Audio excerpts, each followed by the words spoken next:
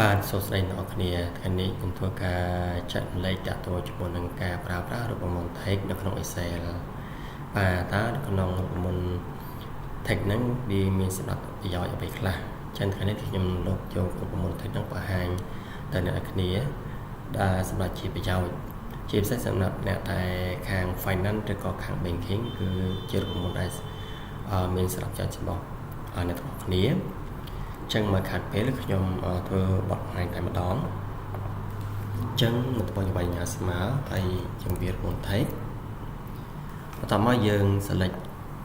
រូបមន្តទាំងអស់មកតើនេះទាំងអស់មកតាមអ្វីដែលខ្ញុំបង្ហាញហ្នឹងបន្ទាប់មកយើងធ្វើការ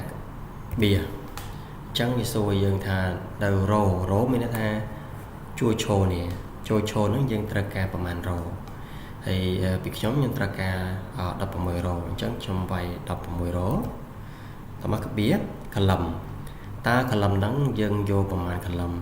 ពីលេខ1រហូតលេខ7ប៉ុន្តែជាទីហោះហ្នឹងខ្ញុំយកពីលេខ1ដល់លេខ7ឲ្យវាបង្ហាញទាំងអស់អញ្ចឹងណាអញ្ចឹងបើទាំងអស់គ្នាចង់បានត្រឹមលេខ5នៅគេនៅវាយលេខ5មកតែសម្រាប់ទីហោះនេះខ្ញុំត្រូវការរហូតដល់លេខរ៉ូទីកលឹមទី7បាទអញ្ចឹងខ្ញុំឲ្យលេខ7តើមកបញ្ចប់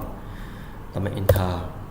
បាទនេះវាជាតនេតដែលយើងកំណត់វានឹងអាហារអ្វីតើយើងបានកំណត់ទៅវាអញ្ចឹងគេថាជួឈោ16រ៉ូអញ្ចឹងវាបង្ហាញ16រ៉ូជុកដេកកលឹម7កលឹមអញ្ចឹងវាបង្ហាញ7កលឹមបាទអ្នកនរគ្នាគិតថារូបមន្តជាមុន